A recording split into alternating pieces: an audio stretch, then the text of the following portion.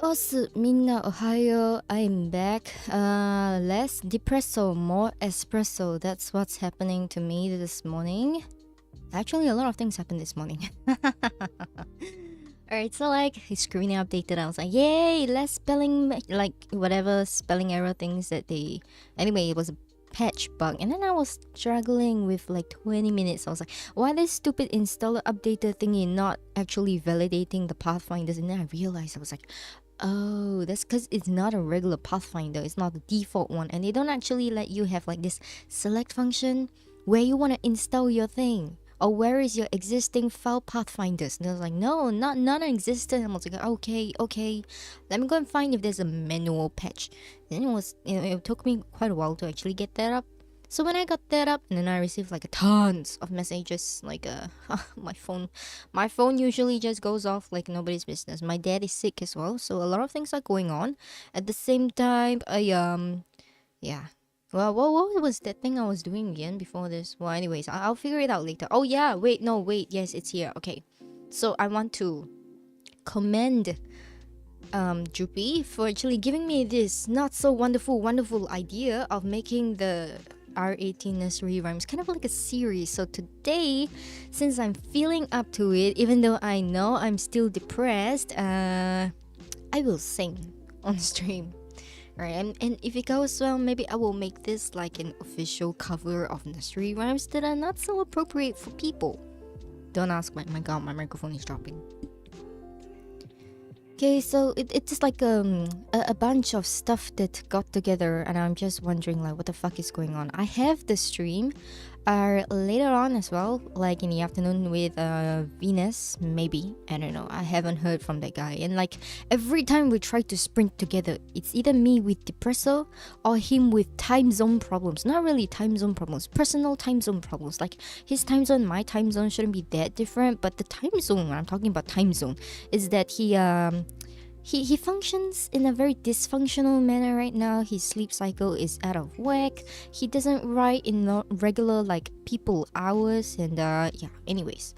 So without further ado, this is going to be it for today's prom. Okay, today, not today, but like yesterday today. Yesterday's today was 18th.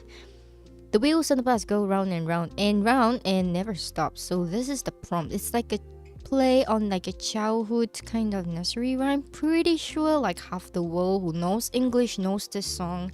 I teach them in my piano class to kids as well. They know this song very well, and then their favorite part is actually not the bus and the wheel. It's like the wipers and the baby. For some reason it's always the baby. Don't ask why. They kind of like have a flex on people, you know. They just want to flex on their 1-year-old kid brother or sister when they are 4. and they're like, yeah, you're a baby. You cry on the bus. Don't ask me why. Kids are weird. So Cephalonia was like, one must imagine the bus driver happy. I was like, this again is not quite the prompt. But I can see where they're going with this. Like, I appreciate the participation. You definitely get participation points. Like, come, let me give you participation points. Okay, it is not a valid point, but like participation points. So yeah, sure. Alright, and then Droopy. Yeah, I'll leave like the best for the last. As you can see, they're like, yeah, they were all for me, by the way. I was like, what am I looking at? And I was like, oh, a touch of horror to your childhood. Kind of like a good plot twist, but not so appropriate. So it's gonna be like a nursery rhyme, but for adults, like R18. It's the kind of nursery rhyme to ruin your entire memory of childhood. But then again, not all of us have very good childhood memories, so I guess that will be fine. It's not gonna hurt anyone. The one who actually hurts me the most is Dame Butterfly's entry. It's like do you have to do this? I wanted to keep streams to like below 5 minutes because I did it yesterday, and I was like, yeah, that was like the best. It was like the record. No, she's like, no, you don't get the record, you see. You're just going to have to deal with all my word vomit. And I was like, okay, I will deal with your word vomit today. So here it is, the word vomit. Yeah. So let me just do the reading, because I didn't really read it yesterday. I just kind of saw like the gist of it, scanned through some stuff, and I'm like, okay, pass. I didn't really take time to enjoy. But I told her I was gonna complain about it. So you gotta know the thing about Dame Butterfly, she's a little bit more unique as a writer. She has like Asperger's as well as ADHD. I'm like, how do you like function with two very polar opposite mental disorders, as well as you have narcolepsy? I was like, it doesn't make sense for me. But sure, okay. And then we found that we actually have a lot of things in common. The things that are not very in common is that, well, I am technically sociopath or psychopath. I don't know. I have like this very high on the side of antisocial personality disorder, yeah. Anyways, like that kind of people. But I am very emotionally invested in my craft, whereas she is very emotional as a person. She's an INFP, INTJ or ENTP. It's always the T here with me, and it's a F there. I was like, but technically you should be the one who delivers this better, right? She has a problem whereby she is more structural than my INTJ brain, which begs me to kind of research a little bit more in depth. Like, is this like the Asperger's talking? Is this the ADHD talking? So she's trying to gel a lot of elements in the writing, unlike Droopy, who kind of takes to it like fish to water. So Dame Butterfly is still putting things together, but as you can see, sometimes in experimental cooking, the cake doesn't look like cake after it's baked. Speaking from true experience, what I mean.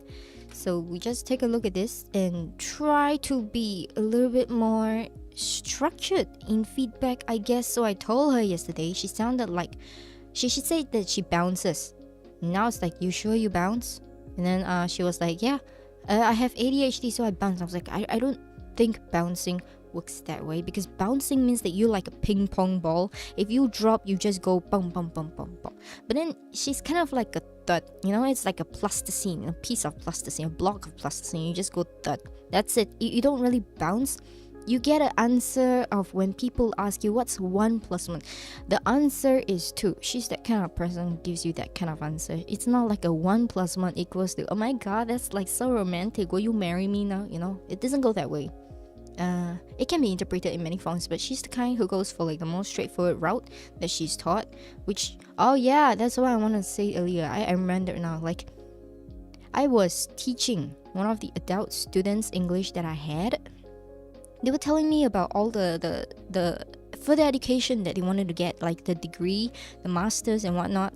And then I shared with them a little bit of the schools I know, and I want to check out the school that I know, the school that I graduated from. It's like an express course kind of thing. And then I saw a master's in psychology, and then they have a doctorate program as well. And then I was thinking, I was like, okay, maybe the master's in psychology does interest me, but they don't have like this career path for like a doctorate studies thing. And I realized that even the master's degree for like the express course costs like what, 25,000, and then the PhD itself of what I'm interested in, by the way, it's philosophy. It costs like what, 180,000 or 150,000, somewhere there. That's just the cost fee, by the way. And I was like, what the fuck? I have to pay to be like smart, like qualified smart, like certified smart, like what is this? And then I realized this fucked up thing that, the more you study, sometimes I feel like people are getting dumber. It's like if you don't go out there to take in life experiences, I'm gonna end up like Dame Butterfly. If I didn't try to die, like seriously try to kill myself when I was 22, if I didn't seriously try that and live the other life on the other side, I would probably be like her as well. That's what I thought. It was a horrifying thought, but I slept well last night. I don't know why. Don't mind me, I'm also so fucked up. Anyways, let's start. Welcome aboard, Health Express. Wait, this is wrong. Okay, let's restart. Take 2. Welcome aboard, Health Express. Step right in for your quickest way down. The impish driver recited in a monotonous voice, waving people to board the bus. Passengers scuttled inside quickly. The dark, barren trees and strange sounds surrounding the bus stop didn't provide much for sightseeing. My god, my words today. Whether you have a handbasket with you or need one for the trip down, don't worry, we've got you covered. Whether you keep your arms and legs in is for you to decide. A little girl shrunk back behind her grandmother. The driver's eyebrow rose while motioning her to get in. The timid look didn't fool him. He heard about her on the report the week before. Nasty beast of a girl who suffocated her grandma. Who knew what grandma did though? Okay. Fred, are we all fired up and ready to go? The engine revved in response to the question. Right ho, boss. Right ho, boss driver. The list shows all passengers aboard. The wheels are in great condition today. I think we'll make great time. Fred the mechanic boarded the bus last. With a jolt, the black flame-enshrouded bus took off at high speed, zooming past bus stop and towards its destination without a second of hesitation. I feel like this can be a rap line. Fred began to hum. The wheels on the bus go round and round, while watching everything go by as a blur. The imp, on the other hand, wore a frown that deepened with each second. Fred, what did you do? The imp, Fred, what did you do? Okay, take two. Fred, what did you do? The imp asked in a deadpan tone, watching as they blew past the drop-off sign. The bus soared onward without stopping. I slipped them coffee today. Hell's hedgehogs were looking under the weather, so I thought it might help.